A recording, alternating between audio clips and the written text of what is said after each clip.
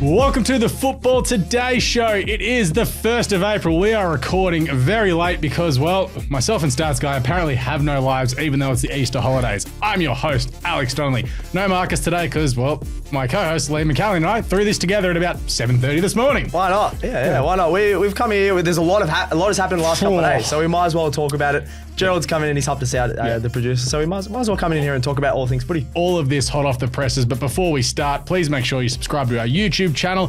Hit the the subscribe button. Give this video a thumbs up across the socials as well at Football Today AU, at Football Today Pod. Also 5-star review on Spotify and Apple Podcast. Apple Podcast is where you can leave a review. It genuinely takes 30 seconds, but please do that because it really helps us with the algorithm, move up the sporting charts, and we can beat the Mark Viduka and Tony Popovich podcast. I'm going to make up a new one every week. Yeah, I was going to say that. They probably got one somewhere. Yeah, they would. Mark Viduka owns a cafe in Croatia. What a life. Wow, that's pretty cool. Like Joe Watson vibes in New York. But cooler. Way cooler. Mark Viduka's way cooler than Joe Watson. I'll agree with that. Anyway, Stats Guy, we always start off football today with a nah, and you put this in and I'm going to get angry. Yeah, well, you're obviously in your Arsenal top, talking about the men's side of things. Yeah, we'll get to the women later. My nah is mainly because I've got money on Liverpool to win the whole thing. Yep. Liverpool will win the EPL title from here. Nah. Ooh. You still going Arsenal? Still going Arsenal. They played pretty well. Yeah. Arsenal are the only team of the big three, if you're watching this, you see me doing quotation marks, to have beaten Liverpool and Manchester City this season. That's true. And then you got a draw as well. And no, we haven't lost. No. We have won 2 games and drawn 2 games. The other 2 teams have drawn or lost. Okay. So we've taken points away from the 2 biggest rivals. We've gone to Anfield and Etihad and drawn. I'm very happy with the draw this morning at Etihad. I still think Liverpool will slip at some stage. And watching Manchester City this morning, they had all the ball, like 70-odd% possession. Yeah, but didn't do anything with it. Yeah. Couldn't score. No. Did not feel, except for one chance, which we'll get to later, I did not feel that Manchester City were ever going to score. So I'm going to say, nah, I think Arsenal can get it done.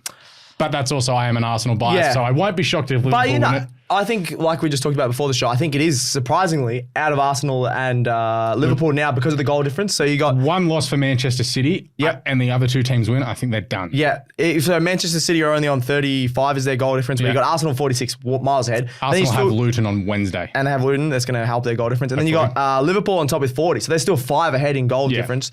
Which is a pretty big margin. That crazy January, February that Arsenal had scoring all the goals. Exactly. So I'm leaning towards Liverpool still just because as we've discussed in the last couple of podcasts, they've got an easier fixture. You think they might slip up. They could slip up, but they've got a lot of their players back. You got their attack is all back. I hate how Tottenham has such a key proponent to play in this. Not proponent, well, they have to play all the big teams, don't they? Race. It sucks. Which Tottenham could either get smashed by some of these teams or they could randomly beat them because that's how Tottenham roll, isn't it? Anyway, we'll talk more about the EPL later on because we're going to start off with all Aussie football adventures because there has been an absolute stack going on as we're just currently here at our studios here, basically in the city of Melbourne. It is pizzling down rain right now. It's genuinely going sideways outside. So if you hear some rain in the background, we're okay. Noah's Ark is on the way. Yeah, exactly. But let's start off with the Women's A-League finished up. The regular season finished up yesterday because we're in Australia and football needs grand finals apparently. I like it. I like finals, Yeah, but knockout tournaments deserve finals, not a round robin thing. Yeah, fair enough. Melbourne City came from the clouds to win the Premier's Plate. They were down 2 points coming into the final game. Needed Sydney FC to slip on a banana peel and choke. And rely on Melbourne Victory to win. Melbourne Victory smashed Sydney FC at Leichhardt Oval 4-0 yesterday. That was a big surprise, Huge upset. And Melbourne City thank you, we'll take the Premier's Plate, bring it back to, what is it, Amy Park, Melbourne Rectangular Stadium? Amy Park, yeah. Let's go with Rectangular Stadium. Amy don't pay us. Oh, yeah, fair enough, Rectangular Stadium. But throughout the season, Melbourne City, they lost to the Glory in Canberra in the middle of the season. They have been the best team. Yeah, I think in terms of wins and losses, the points were always going to be really close, but everyone sort of thought towards the end of the season, Sydney FC had a bit of a better run. Everyone's gone, Sydney FC are going to get the Premier's Plate, finish on top. And then I can't believe they lost. I can understand possibly. But 4-0. 4-0. They didn't even score a goal. They've been probably the top 2 team, probably the best team all season, Sydney FC, and then they lose 4-0 to Victory. City did really well to get over Perth Glory, and obviously Wrapped before finals, but that's an awesome plate you get. You get a bit of a trophy for that. So why not? Is it still the toilet seat, that one?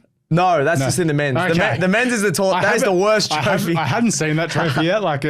That's literally just a plate, the women's one, but the men's actual grand final one is still the shape of a toilet seat. It's so bad. You could say a horseshoe, but it looks more like a toilet seat. Yeah, it's pretty bad. But anyway, so now we're into the finals and we have grand finals, which I don't agree with, but it's Australia and we've got to do it so I understand like it. Yeah. Massive Amina Ekic guy, me. Like, she's awesome. I wish she was Australian. Like, how awesome would she be slotting into the Tillies? Can we get it? It's just she's been here long enough. Yeah. Come on, she's been back and forth a few times.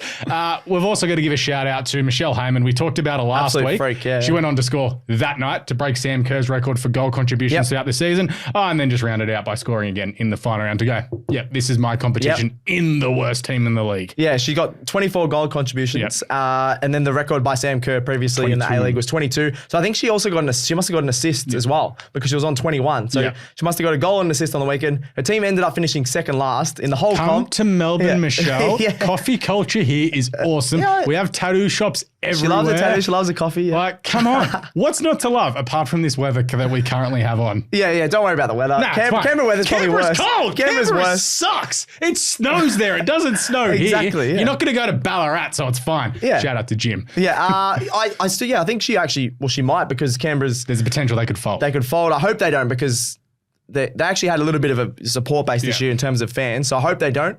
But if they do, then Michelle might be on her way to Melbourne. Who knows? Melbourne or Sydney, I think some of the bigger teams might pick her up. Yeah, that wasn't great. And finally, before we move on towards Europe, we'll go to America. Emily Van Egmond scored a 98th minute winner in the second game for the San Diego Wave, possibly one of the worst named teams in sport. You don't like it? I don't like the Wave. No. There's a lot of surfers there. I don't know. There's a lot of surfers there. I don't mind it. A few shuckers. Maybe she should have done a bit of a shucker for the celebration of Van Egmond. Yeah, like.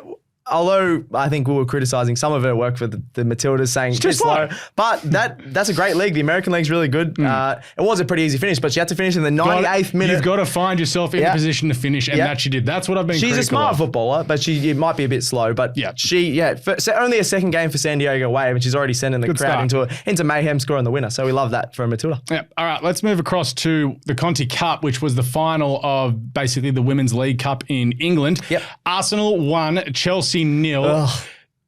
Thankfully, Arsenal turned it around after a horrendous result 2 weeks ago. No socks about it. Hey, stats guy. I know. Well, as we were talking about Matildas, the one thing that surprised me, I watched the start of this game. I was looking at the starting lineup and going, there's no Aussies in this starting lineup. And did you hear me just you would have been screaming because you got Jonas, the coach. You would have been going, we need to get rid of him. No, so I thought that Caitlin Ford would come on later because she's been impact player. She's been used so heavily for the last 2 seasons. I understand it. Look, really tough game, as said by the 1-0. Estina Blackstenia scoring the winner in the 116th minute. A lot of cup finals are like that, where you sort of, it's very tense and tight, and then towards the end it breaks open a little bit. Yeah. It was a very interesting game to watch. Like neither team wanted to give much away. A couple of great saves made by both goalies. Blackstenius' winner, great finish. Yeah, it was Caitlin really Ford good with the assist. When she came on, she looked dangerous. I love that Kyra Cooney-Cross got some good times, aka Kyra Cooney Conti Cup winner. Yep. Yeah, there we go. Like it. The Kia Cooney-Cross. She just does everything. Car, she should just have everything named after her. Well, they're going to name the Conti Cup after her and the Kia. It's the Kyra Cooney-Cross Conti Cup. Yeah. What about the Kia? Yeah, I'm not going to try that. Cooney Cross Conti Cup. Yeah. Oh, man. Proudly brought to you by Kia, the Conti Cup. But also we did have, obviously, the scary situation with Frida Marnham just collapsing.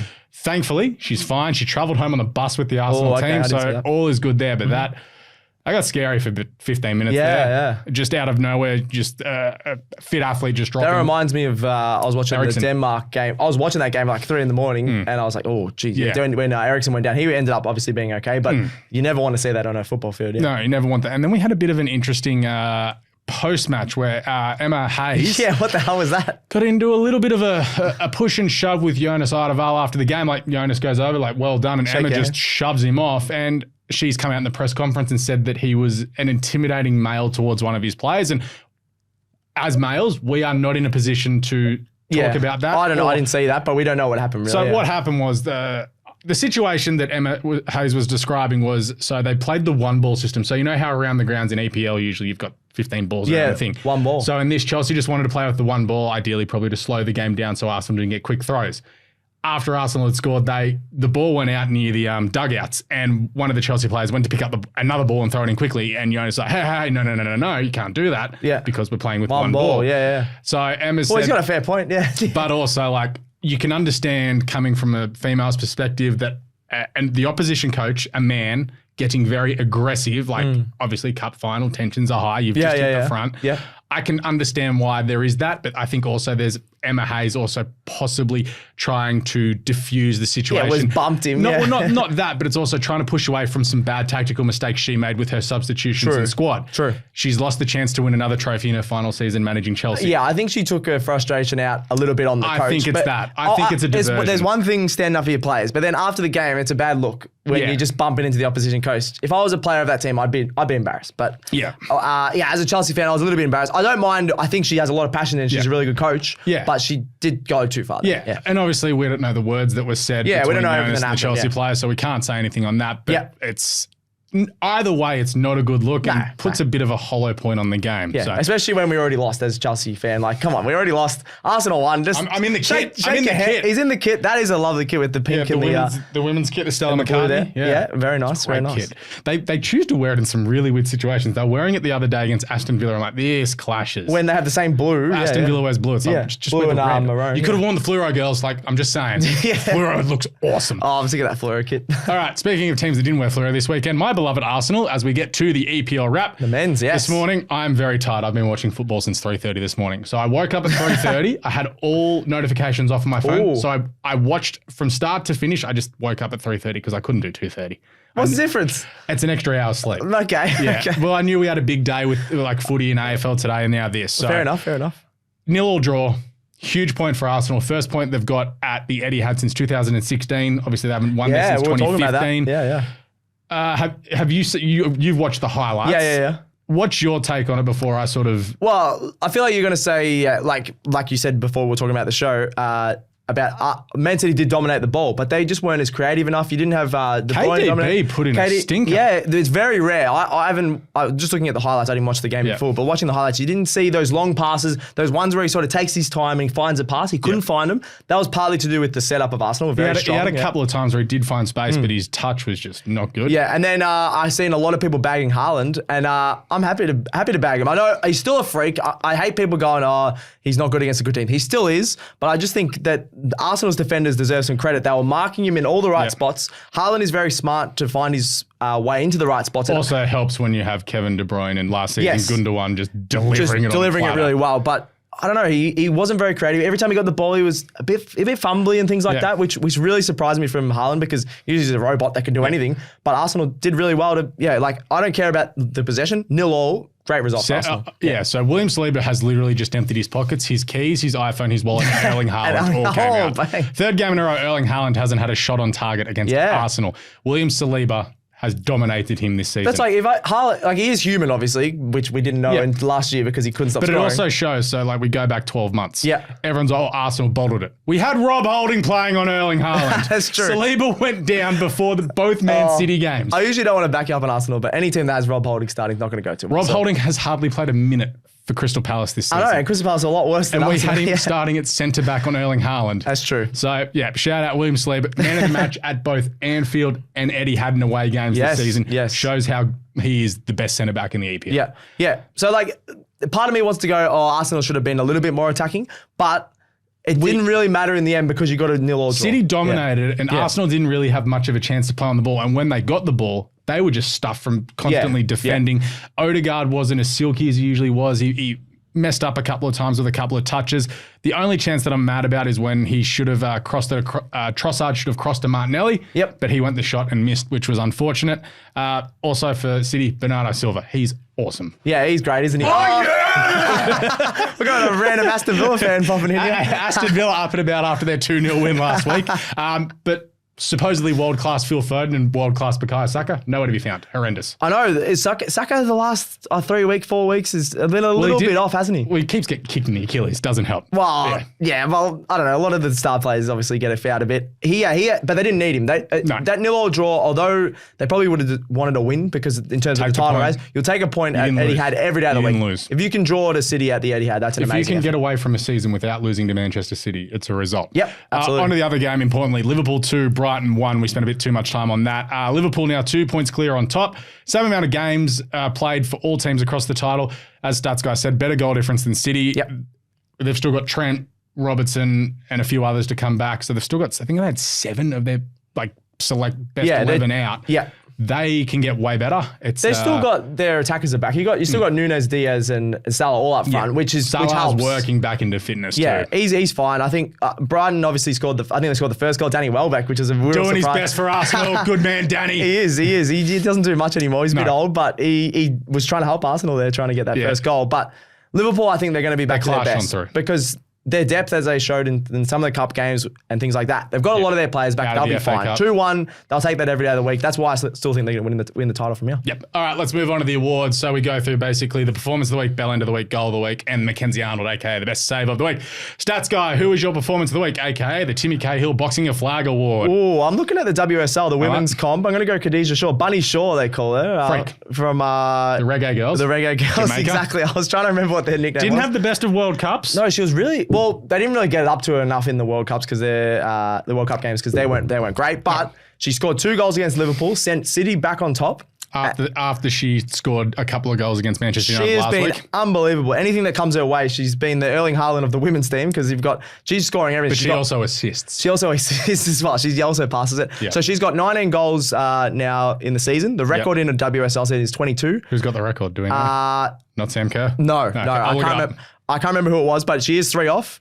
And she's got 2 on the weekend, so I reckon she could get that record or at least tie that record because the form she's in is amazing. So I just wanted to give her performance of the week. 2 goals against Liverpool in a big pressure game to get City in the WSL back on top. So I've got to shout out Bunny Shaw. Chelsea have the most goals in a 22-game season with 58. I'm just going through some statistics here, but I can't really find it. I'll have a look when you gave your performance of the week if you like. All right, my performance of the week. I'm going to go Newcastle. They were down 3-1 at home. That was crazy. And they've come back to win 4-3. It was an insane game. Great game to watch, but West Ham, that's a bit of a miss. Yes. Very important because they're also trying to sneak up the table to get European qualification. Newcastle, more injured as well. Lascelles, did his MCL or PCL? Oh, every 2 weeks they get injuries at the moment. Yeah. Hate to see it. Absolutely hate to see it.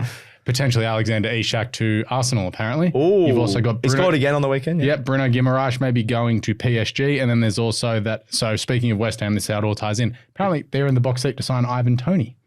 West Ham? Yep. That would fix him up a bit, I think, because Antonio's been a bit off, hasn't he? Yeah. Yeah, okay, I don't mind that. Okay, back to what I said before. Khadija score is 3 goals off Rachel Daly's record. She plays for England. Yeah. I think it was at Aston Villa in the 2022-23 actually, I was when watching that Arsenal-Aston Villa game last week, Rachel Daly's too good to be playing at Aston Villa. Probably, but she probably gets paid a lot. She's probably their highest paid player, so she'll probably stay there for a while. Exactly. All right, moving on to the bell end of the week. Who's not hot? I think you and I are coming to an agreement in this. Unfortunately, we are. All of Chelsea except Cole Palmer. Because Cole Palmer, a bit of the chilly celebration he did. Yeah. He's got 2 goals. We scored 2 goals. All right. Can someone else score a goal? Can someone else pass it? Can someone else run as fast as they can along the wing? No, we're just all going to be. I was going to swear there. We're all going to be crap. We're all going to be crap except for Cole Palmer. Cole Palmer is. We do have a bleep button. He's the youngest Chelsea player ever to get over 20 goal contributions. He's up to 21 or 22 now. I think he's on the 3rd most ever in the first season at Chelsea. He is unbelievable, but no one else. Sterling got an assist, but other than that, he was horrible. No one else came along for the ride, and it just annoys me. So I'm sick of Chelsea this season. How bad would you be without him? Really, really bad because we would have probably lost to Burnley. We would have lost to Sheffield. Let's talk about it. So, obviously, but we're saying Cole Palmer, 2-2 draw with Burnley. Yep. But let's also mention Burnley were down to 10 men from the 40th minute. Yeah, so we got that penalty. Shouldn't have been a penalty or a second yellow card. Or it was, probably not. But absolutely soft. It was soft. Mudryk just was like, I've just slipped over fresh air here. Yes, there was a bit of touch, but there's no way in the world that's a penalty, and there's no way in the world it's a second yellow card. We just need it's a lot of other teams when they have a lot of the ball, they make sure they finish their chances. We're just not finishing our chances, which is really frustrating. I'm also going to say Manchester United. They got absolutely battered around the park by Brentford. Bell end of the week for you, Manchester United. Yeah, Manchester United. I had Chelsea in there too, but Manchester United 1-1 draw. Yeah. And yet Eric Ten Hag's my actual bell end of the week. Ooh. Because out of the game, when they got smashed, they did not deserve a draw out of this. I don't know how Brentford didn't score 4 goals. Honestly, it was luck. Yeah. His comments like, Arsenal came here and struggled. Manchester City came here and struggled. They came there, they struggled, and they won. Take some goddamn ownership of how bad of a manager you are. Whoa. You have no identity. You absolutely stink, and you're somehow in reach of European football. He does watch we've lost a subscriber. He does watch the show. Oh, he's so bad.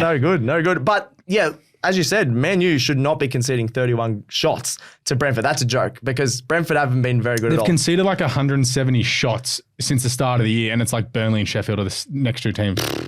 Not good. Not Goal good. of the week. Let's get on to something positive. This was a hot week. There could have been 4 or 5. Yeah. I'm going with Muniz from Fulham with the bicycle kick in the 90th minute to get them to 3-3. That was an awesome game. Great finish. Great, insane second half. Yeah, it was awesome. Getting to a 3-0. I'm going to go Cole Palmer. I just talked about him. The cheeky dink penalty.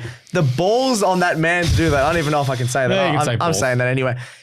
He literally had so much pressure because Chelsea have been horrible, obviously. He doesn't care. He's so chill. He's so cold as Cole Palmer. Does a little dink penalty, a little chip. The keeper obviously dives. The ball slowly goes in and you love to see. I've seen a few camera angles of that. Yeah. That is... Like, it's hard to do that on FIFA, on the PlayStation, let alone doing that in real life. Smashing in the top corner. I know. Every time. Yeah. He's a little dinky one, and he's just good fun to watch. Yeah. All right. And the Mackenzie Arnold, the best save. You're going with the award named after her. Yes. Are we allowed to do that? Am I allowed to go Mackenzie Arnold? Of course you can. Oh, thank you. Macca for a clean sheet for West Ham. Obviously, no Gorry, who's been really good for the rest of the season. Out for the rest of the season. Potentially back for the Olympics. Yep. So she really turned the Matilda herself. Gorry turned their season around, West Ham. Not that they could climb up the table too much. Getting them out of relegation. Getting them out of relegation. And there's a lot of pressure on their defence. And Macca just had a lot of really good saves and really excited to watch her when she's in goals. Nice. As much as I hate him, Emi Martinez got a great one-on-one save from about 5 yards out. The ball just got blasted. He's a big unit. Yep. He made himself big. It bounced off his shoulder and chest and went out. It should have been a goal to Wolves, and that would have made the last bit of the game really interesting. All right, before we wrap up, let's hit the other games. As said, Sheffield United 3, Fulham 3. Awesome game, yeah. It hit the 60th minute, and we're like, we're just going to play FIFA and go nuts. 3-3 draw. Sheffield probably feel stiff that they haven't won this. They're up 3-1. They've probably had like 3 or 4 games. I know they're still last, aren't they, by a fair bit. Not a fair bit now with these deductions. They win 2 games, they're out of the relegation. Oh, because of Knott's deduction. I forgot about that. But yeah, cause they've had a few games where they've drawn 2-2, drawn 3-0, and then probably should have won. I feel a little bit bad for them, but Fulham, great effort to come back into that game. Yep. Nottingham Forest 1, Crystal Palace 1. This was quite boring. It wasn't a great game. Point that Notts needed, they probably needed a win, but it's a point nonetheless. Well, yeah, Notts probably need a win every game. Well, not every game. They did come from behind. They need to win a couple of games now that they've got that points deduction. I feel so bad being a Notts fan at the moment because they weren't horrible. They were just out of the relegation zone. Now they're in the relegation zone because of the points deduction. Crystal Palace, again, you can't trust the Crystal Palace at the moment. They're going to finish 14th every year. Yeah, 14th to 10th every year, isn't it? So, yeah. I really like Crystal Palace kit, actually. I don't know if you saw that one with the blue sash. Yeah, it's nice. I really like that. Yeah, it's nice. Good kit matchup. Yeah, good. I like. Don't mind a sash now and then. Yeah. But anyway, Bournemouth 2, Everton 1. Own goal by Coleman in the 93rd minute. It does feel like it's a dagger. It's death by 1,000 cuts for Everton this season. This is one of them. Oh, Seamus Coleman is literally, like, by Everton fans, they love him because he's had a great career. Off his chest, bounced off his chest straight in. Oh, what was he doing? That could have been in Ballon the week. I know it was an accident, but the way he was positioned was pretty dumb. Yeah. But anyway, they lost because of that. Yeah. Yeah, they're a chance of getting relegated, especially if a couple of these results turn around. And then, as we talked about, they've got a new stadium. They're going to have no money. Oh, it's not good. The new ownership thing got tanked as well, so it's not great. No good. Villa 2, Wolves 0. As I said, good win for Villa. Wolves, Villa touched stiff. They did get one in the back of the net early, which was ruled out for offside. So that's just a bit of Wolves going, trying to beat Villa. It's very tough. Yeah, Diaby scored a really good goal. Great goal. I love watching him. He's been amazing this season. Probably haven't talked about him enough. He's been really good. But you're right. Wolves didn't play that bad, but Villa at home are too strong. Villa play Manchester City on Thursday morning. Ooh, that could decide if they finish top 4, possibly. Yeah. And finally, Tottenham 2, Luton 1. Another great escape by Tottenham, scoring after the 80th minute once again. The build of the last goal was fantastic, but I fear against, Arsenal, Liverpool, Manchester City in this last month, the mistakes that they make will get punished. They don't get punished against a team like Luton, but against a better team, 2-3 goals. Yeah. Straight away. And no matter what their team's looking like, is still going to play attacking, which sometimes can hurt them. And could, because they could finish 6th in this Champions League. Yeah, and they're either going to finish 4th, 5th or 6th at the moment. And 5th could get Champions League against some of these top teams, which they have a really tough run coming home. I don't know. I feel a bit. They've got a game in hand on Aston Villa, which is the handy thing. I think better goal difference. It's a game against Manchester City that they've got to play. Yeah, so I'm still letting. They might finish 5th now, but they got over the line again. But you shouldn't be only beating Luton by 1 goal. They should be smashing. I mean, Arsenal did that. Yeah, they won. They won. Yeah, take the 3 points and move on. All right, Stats Guy, that's it. We've got through a whole lot on this football today. Just the one segment to get it done. Please check out our social media accounts for all the fun stuff that's going out along there. Twitter what is it? Twitter, and it's now X, Facebook, Instagram, TikTok, all that good stuff. Hit the subscribe button on YouTube. Give us a thumbs up. Give us a 5-star review on Spotify and Apple Podcasts. Cheers, Stats Guy. Thank you. Shout out to Gerald. Not so much to Jim for jumping in there. At least he's made an appearance. He wanted to make an appearance, yeah. Well, Aston Villa won, so he's up and about. Absolutely. But you know what? We're done and dusted. Football Today will be back later this week for, what is it? A look ahead to match week 31 or a wrap up of the midweek games and a look ahead to the weekend. Huge week coming up. We'll see you then on Thursday.